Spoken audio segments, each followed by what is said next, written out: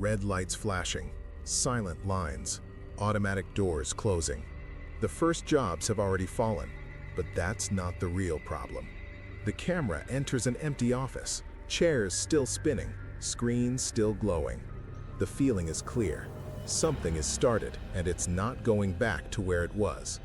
Everyone knew which ones would be replaced first: customer service representatives, operators, repetitive analysts. But nobody, absolutely nobody, is prepared for what comes after. The collapse doesn't begin when AI takes jobs. It begins when people realize there's nowhere left to run. Before we continue, hit that like button, subscribe to the channel, and share this content to reach more people who need to see this. This is the anchoring moment, the shock everyone anticipated but didn't truly understand. Throughout 2025 and 2026, we witnessed experiments in accelerated automation that rewrote the rules overnight.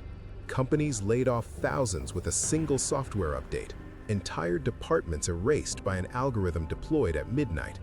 One new model equals an entire sector obsolete in 48 hours. This is the obvious phase: repetitive work, predictable tasks, mechanical functions. The public thinks the danger is here, confined to cashiers and call centers, data entry clerks and assembly line workers. But this is just the entrance, the opening act of something far more devastating. The jobs that fell first were the canaries in the coal mine, warning signals that most people saw and then immediately rationalized away. They told themselves it would stop there, that their specialized knowledge would protect them, that human creativity and judgment would always be needed. They were wrong. The mathematical inevitability becomes clear when you follow the logic to its natural conclusion. If AI learns faster than any human worker, if AI costs less than any human worker, then the substitution doesn't slow down, it scales. It begins reaching teachers who thought lesson planning was sacred, designers who believed aesthetic judgment was uniquely human, lawyers who spent years memorizing case law, journalists who prided themselves on storytelling, accountants who built careers on financial expertise. What seemed impossible becomes routine within months. The curve reveals itself, slow at first, then rapid, then exponential, climbing faster than anyone predicted. You look around the room and realize nobody knows if they still have a job tomorrow.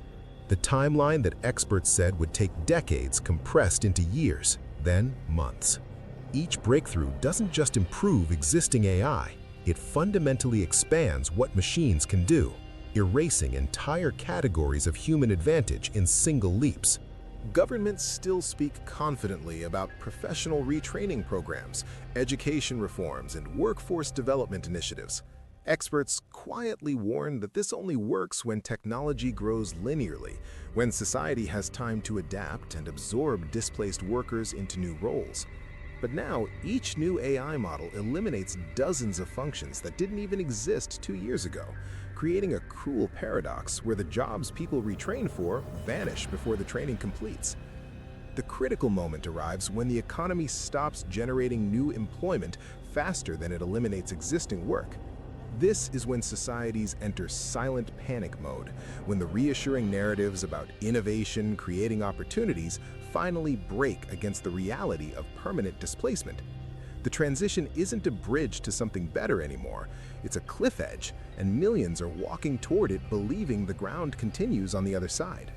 What breaks first isn't the market, isn't the government, isn't the corporations. It's the collective psychological fabric, the invisible threads that hold societies together through shared purpose and mutual understanding.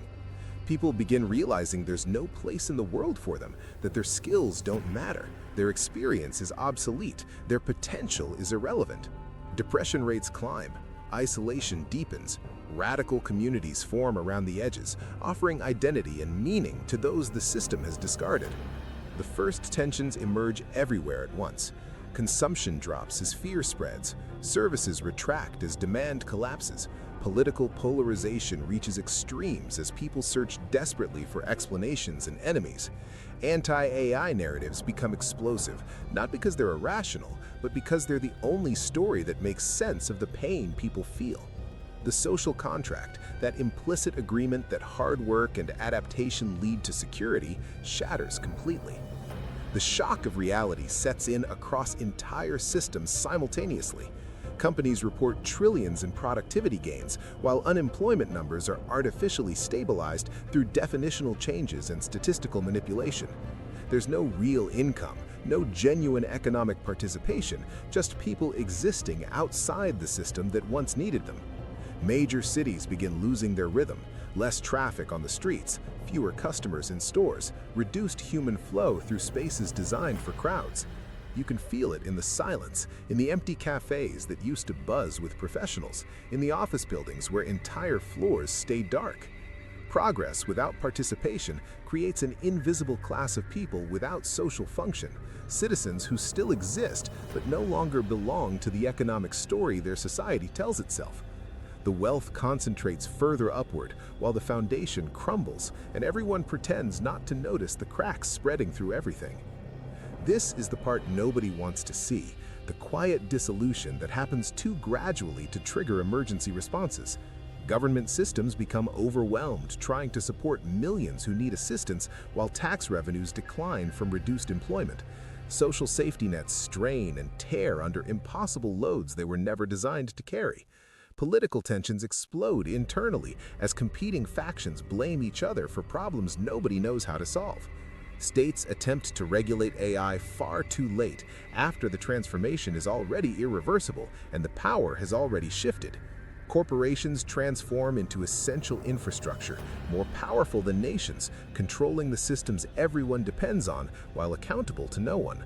The collapse isn't a single dramatic event that mobilizes action, it's a process, almost silent, almost invisible, spreading through institutions and communities like a slow poison. You walk through a modern city and sense it emptying from within, the life draining out even as the buildings still stand and the lights still shine.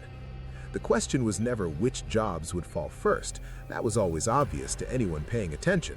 The real question, the one that determines everything, is what happens to an entire society when it realizes it's falling behind something that never sleeps, never stops, never needs rest or validation or purpose. Human history has always reinvented itself, adapted to new technologies, found new ways forward after every disruption. But for the first time, we're racing against something that doesn't wait, doesn't negotiate, doesn't care about our readiness or our fears. The first jobs falling are just the prologue to a story about social meaning, economic participation, and the psychological foundations that hold civilizations together. If we don't understand this transition now, if we keep pretending it's just about employment numbers and retraining programs, it won't wait for us to understand later. The collapse has already begun. It just hasn't hurt enough yet for the world to notice.